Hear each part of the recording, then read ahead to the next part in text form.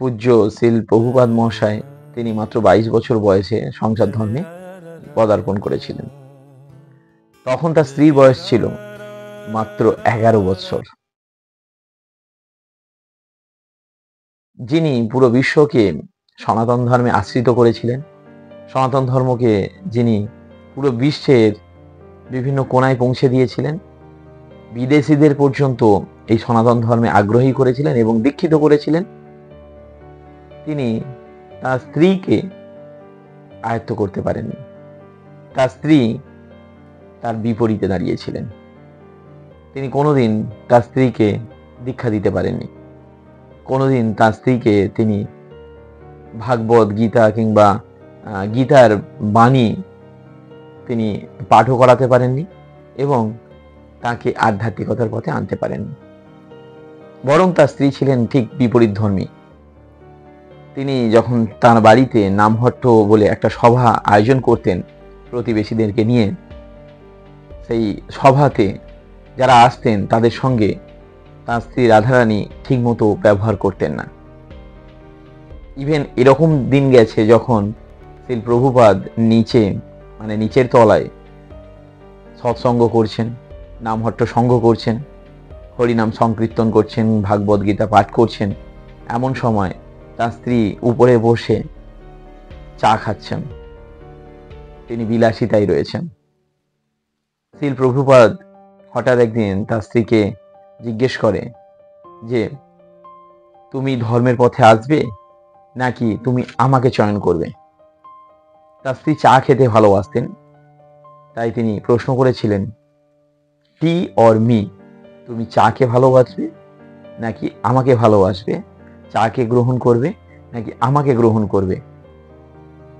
তার উত্তরে তার স্ত্রী বলেছিলেন টি, তিনি চাকে গ্রহণ করবে কিন্তু প্রভুপাদকে গ্রহণ করবেন না। যার ফলে প্রভুপাদ মহাশয় ওই দিন থেকে ডিসাইড করেছিলেন যে এই সংসার ধর্ম, এই স্ত্রী, এই পরিবার, এখানে তার আর জীবন চলবে না। তারপরেই তিনি এই সমস্ত কিছু ছেড়ে তিনি চলে গেছিলেন সন্ন্যাসের দিকে।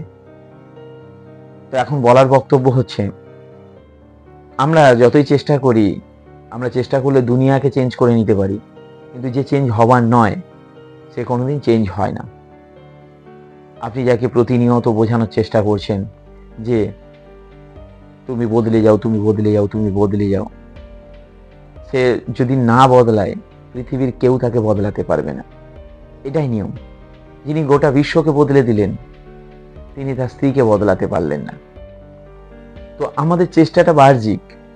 আমরা আমাদের যতই চেষ্টা করি না কেন, কিছু মানুষ আছে যাদের ম্যানুফ্যাকচারিং ডিফেক্ট রয়েছে, এরা কোনোদিন বদলাবে না।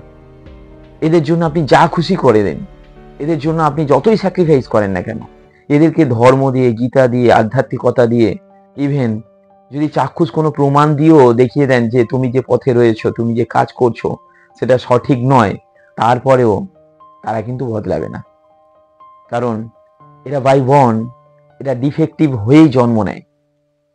এরা এদের যে ভুলগুলো রয়েছে সেগুলোকেই সঠিক বলে মেনে নেয় এবং তারা তাদের যে ব্যারিয়ার রয়েছে, তাদের যে সীমাবদ্ধতা রয়েছে, তার যা সীমানা রয়েছে তার ভিতরে কাউকে আসতেই দেয় না। যার জন্য শ্রীল প্রভুপাদ তিনি আজকে পূজ্য। আজকে রামকৃষ্ণ পরমহংসদেবের স্ত্রী মা শারদাময়ী তার সঙ্গে সমানভাবে পূজিত হন, কিন্তু এনার এই গোঁড়ামির জন্য, রাধারানী যিনি ওনার স্ত্রী, এর গোঁড়ামির জন্য তিনি আজকে কোনো মঠ মন্দির কিংবা তার নামই উচ্চারিত হয় না।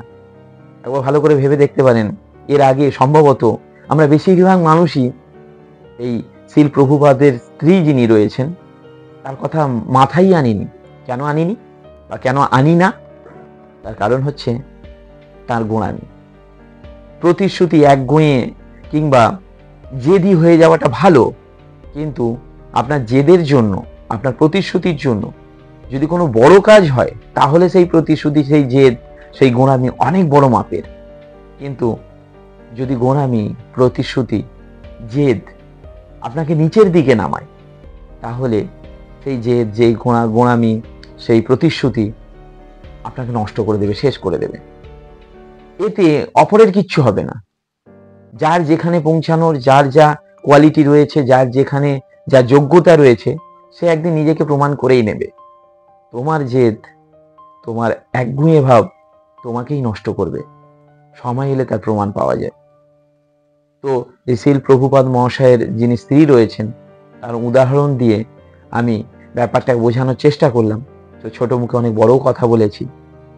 যদি আমার ভিডিওটি আপনাদের ভালো লাগে তাহলে আমার জন্য কিচ্ছু করতে হবে না, এই ভিডিওটিকে আপনার লাইফে কাজে লাগান।